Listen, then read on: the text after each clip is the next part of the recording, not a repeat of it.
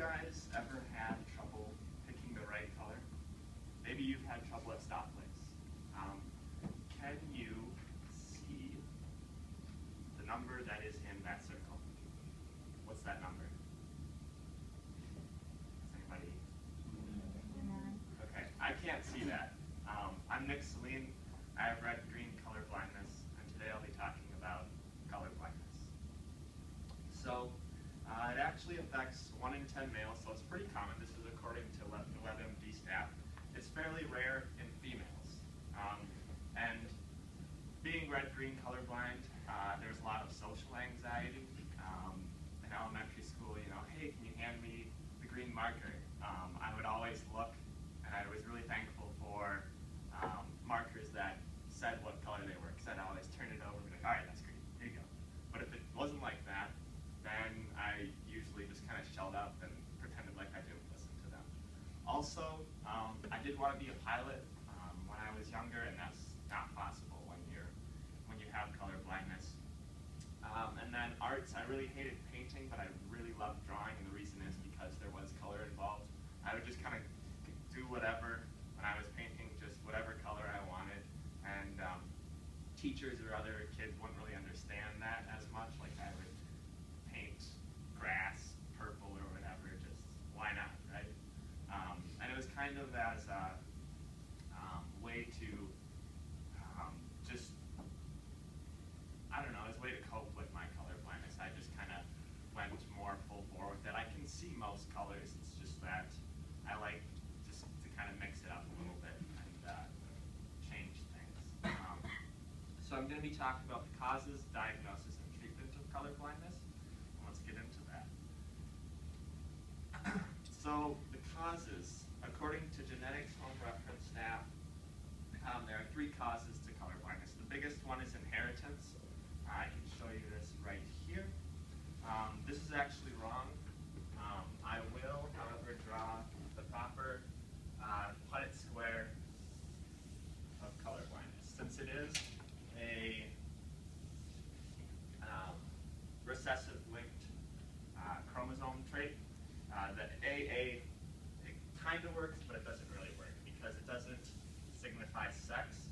So let's say you have your XY, which is your dad, and your X, little x, which is your mom. So if we connect these two, you have big X, that means you're not colorblind. That means you're a female. If you have big X, little big Y, it means you're not colorblind. You are a male, XY. You have little x, big X, that means that you're a carrier for color blindness, since you have the little x, which is significant for the color blindness gene. And you have little x, y, which is me. That is, I am colorblind, and you need 2 x's or 1 x if you're a guy to be colorblind. So, moving on from that, you can also get color blindness by exposure to too much UV light.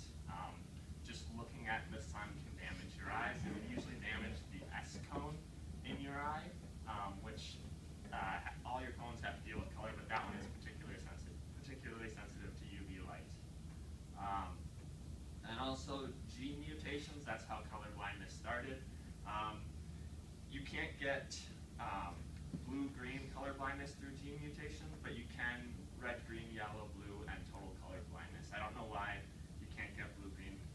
I guess that's just a particular inheritance thing.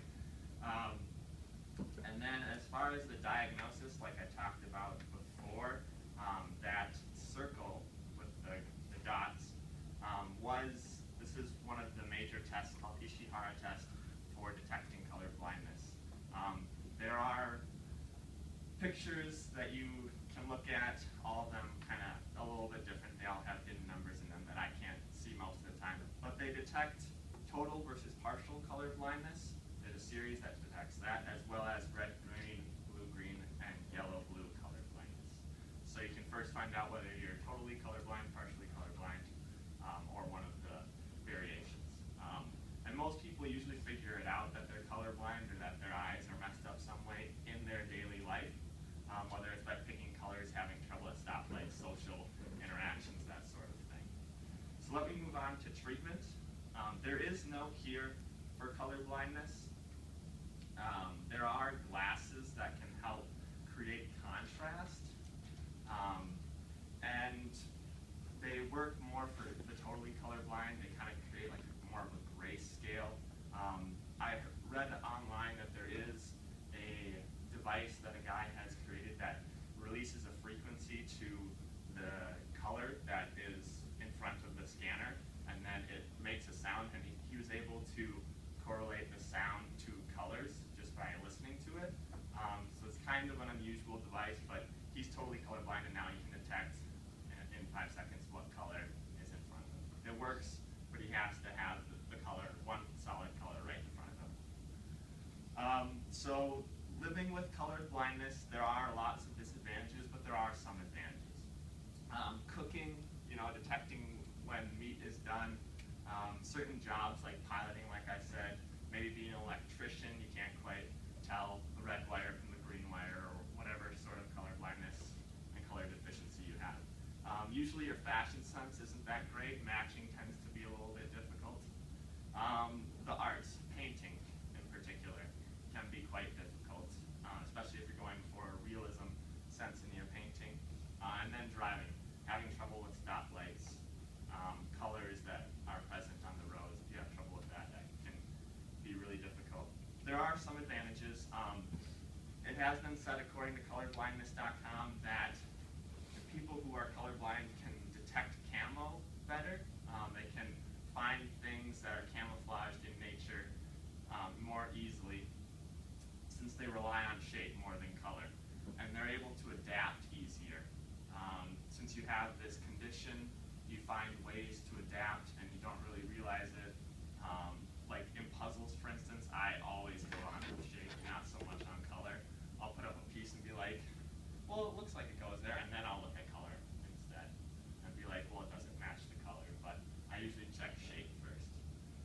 So to summarize what I talked about the causes of color blindness, I talked about diagnosing, and I talked about the treatment. So hopefully this will allow you guys to better understand people like me